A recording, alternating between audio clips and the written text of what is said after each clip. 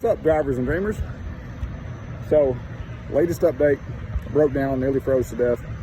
Okay, I'm exaggerating a little bit, but I did break down on the side of I-70 westbound night before last, and it was about 5 degrees outside, and truck wasn't running.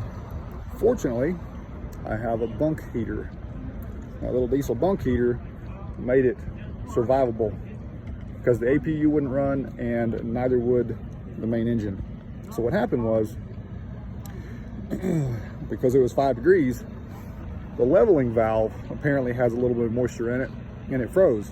Wouldn't let the diesel level out between the two tanks. And unfortunately, the truck draws from the opposite tank that it reads the fuel level from. So it drained the passenger side tank, and the driver's side tank still was telling me it had plenty of fuel. So I'm just trucking along. About 1:30 in the morning, I run out of diesel. Coast over on the side of the road. Fortunately, it's a little bit of a wide spot there. And we spent about 8.5 hours there. Roadside shows up, finds out we're just out of diesel, and puts about 20 gallons in it. Charges me $732 for that 20 gallons. And we were back on the road. Problem is, because the DEF froze while we were sitting there, because it didn't have the hot water circulating through the tank from the engine, when we took off, the truck decided we had poor quality DEF simply because it wasn't getting any, and it derated. Popped up a little message on the dash, said truck will derate in 60 minutes. And of course, we were like 2.5 hours away from delivering our load, and I knew we could make it, because after the 60 minutes, it'll pop up another message that says truck will derate at next stop to 5 miles per hour. I'm experienced in that nasty bit of EPA business. Well, we made it to our delivery, got unloaded, and then made it back down to the TA in Commerce City, Colorado, which is only like, I don't know, 4/10 of a mile from the Volvo dealer. Drove over here. By 8 o'clock this morning, we were checked in, and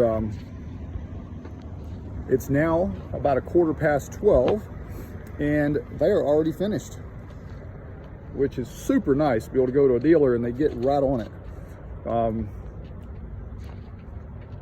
So we should be back on the road here shortly.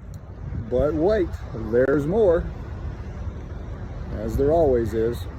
So, hour and a half after leaving the Denver Volvo dealership, derate mode again. Made it to Little America out here midway through, I guess most of the way west through Wyoming. And they've actually got a good mechanic here that took a look at it and found a broken exhaust clamp, which was allowing fresh airflow into the exhaust system right near the outlet NOx sensor, which means it was reading wrong, which means it wasn't actually putting DEF in to clean the filter, which is what has been derating us. So we should be good to go after this repair. Unfortunately, they don't actually have the part, so they're going to have to do a regen and reset the computer, and we should be able to make it to Salt Lake, where we've already called ahead, got the kit, repair kit, the clamps in it, paid for. But the Volvo dealer's gonna be closed, so they're gonna hide it for us. We're gonna pick it up and try to find a roadside guy that can put it on and then do another regen reset of the computer, and then we should be okay. Fingers crossed. Might actually make our California delivery on time. I don't know, we'll see. We get the part, but the shop didn't have time to get to it. Any good driver will carry tools, lots of them. There's the new clamp. Here's the new gaskets. And it is the clamp on the other end of that bellows. It's bad, but we're gonna replace both clamps since one's coming apart. We figured the other one's probably not in much better shape. I know if you have a quality driver, they're willing to do a little bit of extra work, not just sit there and be a steering wheel holder. Here's the failed clamp.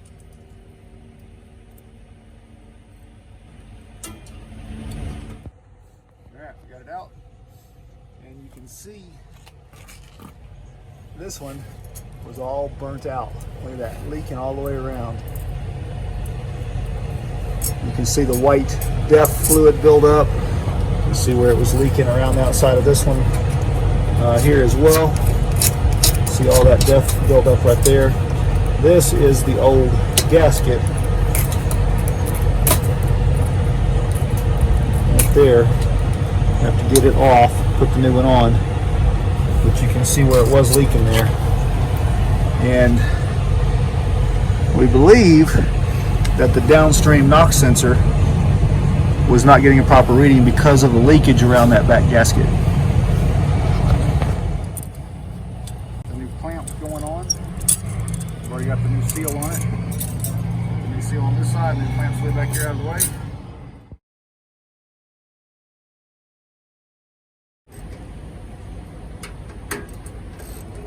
Project nearly completed. Alright, that job is done. One long hot shower finished, and now it's time for supper and Denny's. Salt Lake City, guys. Flying J. Love that sound. Big old diesel engine purring. Y'all come along for the next video.